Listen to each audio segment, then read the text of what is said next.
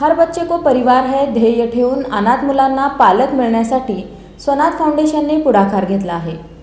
स्वनाथ फाउंडेशनच्या वतीनं प्रतिपालकत्व योजनेसंदर्भात जनजागृती अभियान राबवण्यात येत आहे। या अंतर्गत डफरीन चौकातील IMA हॉल इथं विशेष कार्यक्रमाचं आयोजन करण्यात आलं होतं।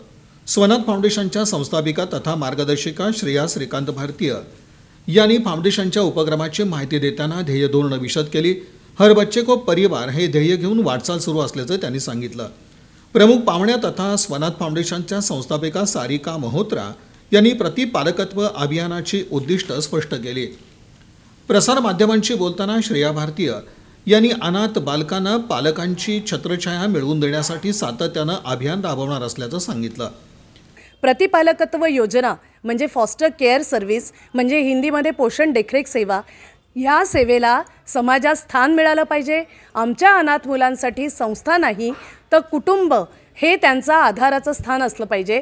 हर बच्चे को परिवार हे स्वनाथ फाउंडेशनचं स्लोगन आहे आणि आमचं हे मिशन घेऊन आम्ही देशभर काम करतो आहोत। देशभर वेगवेगळ्या 14 राज्यांमध्ये जाऊन आल्यानंतर आम्ही महाराष्ट्र राज्यात आता आमचा WCD मिनिस्ट्री म्हणजे women and child development minister आणि आयुक्तालय बाल आयुक्तालय यांच्याबरोबर आम्ही MOU साईन केला आहे स्वनाथ फाउंडेशनने आणि या विषयासाठी केला आहे की जिथे आम्ही म्हणतोय की प्रतिपालकत्व योजना ही जी योजना आहे धारा 44 खाली कायद्यामध्ये जे दिलेलं आहे त्याची अंमलबजावणी करण्यासाठी पॉलिसीचं इम्प्लिमेंटेशन करण्यासाठी आम्ही स्वनाथ फाउंडेशन म्हणून कटिबद्ध आहोत।